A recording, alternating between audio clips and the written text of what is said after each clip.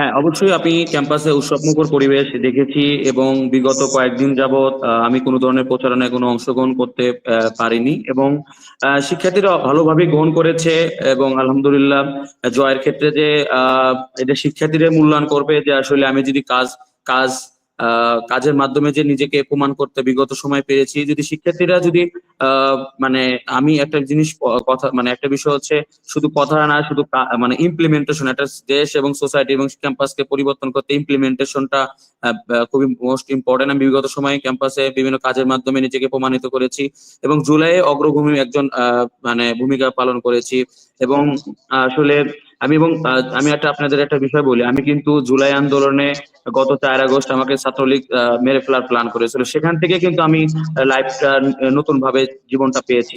তো সেক্ষেত্রে আসলে মানে কাজ এবং বিভিন্ন ধরনের ঝুঁকিপূর্ণ নিতেও আসলে আমি আগ্রহী। তো ইনশাল্লাহ ক্যাম্পাস উৎসবমুখর পরিবেশ নির্বাচন হইলে যদি শিক্ষার্থীরা আমাকে মূল্যায়ন করে তাহলে ইনশাল্লাহ জয়ের বিষয় আমি আশাবাদী।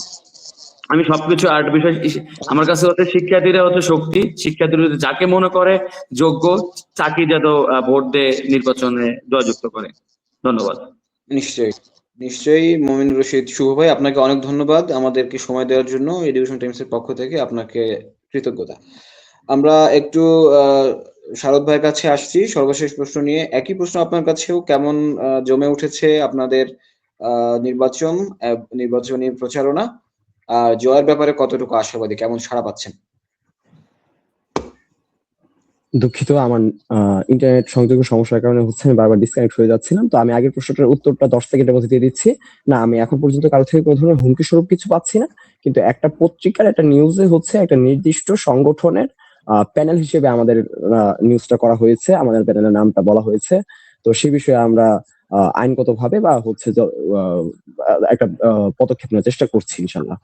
তো যাই হোক, আর আপনি এখন যে প্রশ্নটা করলেন আমি সেই প্রশ্নের মধ্যে যদি ফিরে আসি, উৎসবমুখর পরিবেশটা সত্যি কথা বলতে গেলে এই মাঝখানে আমাদের যেহেতু সাক্ষ্য সংক্রান্ত বিষয় নিয়ে একটা দোটানার মধ্যে আমরা সবাই ছিলাম বা স্থগিতাদেশের মতো একটা বিষয় তৈরি হয়ে গেছিল, সেখানে আসলে উৎসবমুখর পরিবেশটা কিছুটা হলেও হ্যাম্পার হয়েছে আমি যতটুকু দেখেছি। সেটা আজকে থেকে আল্লাহর রহমতে আবার মোটামুটি বেশ আবার নতুন করে আবার শুরু হয়েছে বলে আমার কাছে মনে হচ্ছে।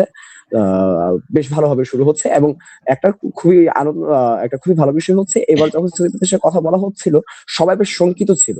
তো সেই শঙ্কা থেকে আজকে মোটামুটি সবাই বের হয়ে আসছে এবং আবার সেই উৎসবমুখর আবেগটা চলে আসছে আর কি ক্যাম্পাসের মধ্যে। আর দ্বিতীয়ত আপনার যে প্রশ্নটা ছিল যে আমি জয়ের ব্যাপারে কতটুকু আশাবাদী, সত্যি কথা বলতে গেলে হ্যাঁ, একটা খেলার আমার কাছে টোটাল ব্যাপারটা মনে হয় যে এখানে হার জিতের যে বিষয়টা আছে সেটা তো অবশ্যই চিন্তার মধ্যে আসে, সাবকনশিয়াস মাইন্ডের মধ্যে, কিন্তু তার থেকে বেশি গুরুত্বপূর্ণ আমি যে বার্তাটা পৌঁছাতে চাচ্ছি সেই বার্তাটা আমি শিক্ষার্থীদের কাছে কতটুকু পৌঁছাতে পারছি। আমার বিশ্বাস, যেহেতু আমি সাধারণ শিক্ষার্থীদের প্রতিনিধিত্ব করছি আর সাধারণ শিক্ষার্থীদের একটা বড় অংশের ভোট আছে, তো আমি যদি সাধারণ শিক্ষার্থীদের বার্তাটা সকলের কাছে পৌঁছাতে পারি, সেই অনুযায়ী হচ্ছে একটা রেজাল্ট ইনশাল্লাহ চলে আসবে। আর এখানে আমরা যারা আছি সকলেই আমরা যেহেতু একই সাথে আমরা যেটা বলছি বারবার যে আমরা সহযোদ্ধা হিসেবে অনেক ধরনের কাজকর্ম করেছি, তো সেই ক্ষেত্রে শিক্ষার্থীরা যাকে বেশি অ্যাকসেপ্ট করবে তিনি জয়ী হবেন। মানে মোট কথা হচ্ছে আমি আসলে জয় পরাজয়ের থেকে বেশি গুরুত্ব দিচ্ছি আমি আসলে যে কতটুকু আমি আমার বার্তাটা কি পরিমাণ শিক্ষার্থীর কাছে পৌঁছে দিতে পারছি, সেটাই আমার কাছে সবচেয়ে বড় জয় এবং জয়ের মাপকাঠি বলে মনে হয়। দারুণ, দারুণ, দারুণ। শারদ ভাই, আপনাকে অনেক ধন্যবাদ আমাদেরকে সময় দেওয়ার জন্য। এডুকেশন টাইমসের পক্ষ থেকে আন্তরিক কৃতজ্ঞতা জানবেন। আমরা একটু সর্বশেষ আমাদের অতিথি এবং সর্বশেষ প্রশ্ন নিয়ে জুনায়েদ হাসান ভাইয়ের কাছে একই প্রশ্ন, কেমন উপভোগ করছেন, কেমন জমে উঠেছে, আর জয়ের ব্যাপারে কতটুকু আশাবাদী? নির্বাচনের যদি আমি ব্যাপারে বলি, নির্বাচন যথেষ্ট উৎসব মুখর ছিল আমাদের ক্যাম্পাসে, কিন্তু 12 তারিখ যেই নির্বাচন, আমাদের জাতীয় নির্বাচন কমিশনের যে প্রজ্ঞাপনের পরে একটা স্থবিরতা আমরা লক্ষ্য করি আমাদের ক্যাম্পাসে, নির্বাচনে যে প্রচারণা সেক্ষেত্রে একটা স্থবিরতা আমি দেখতে পাই। সেটার রেশ আজকে পর্যন্ত ছিল।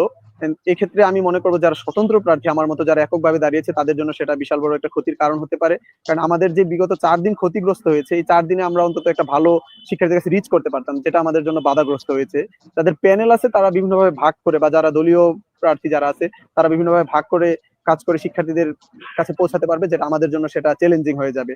আর যদি শিক্ষার্থীদের জয় পরাজয়ের কথা বলি, সেটা শিক্ষার্থীদের বিবেচনা। আর আমার জায়গা থেকে আমি যদি শিক্ষার্থীদের গণতান্ত্রিক অধিকার প্রতিষ্ঠা পায়, শিক্ষার্থীরা যাকে নির্বাচিত করুক, আমি সেক্ষেত্রে মনে করবো সেটাই আমার জন্য জয়। অন্যতম জয়ের আমি মনে করি জয় মনে করি, আমি সেটা অ্যাকসেপ্ট করব। আমার কাছে আসলে এখানে পরাজয় বলতে কোনো কিছুই নেই এই অন্তত ৭০০ নির্বাচন।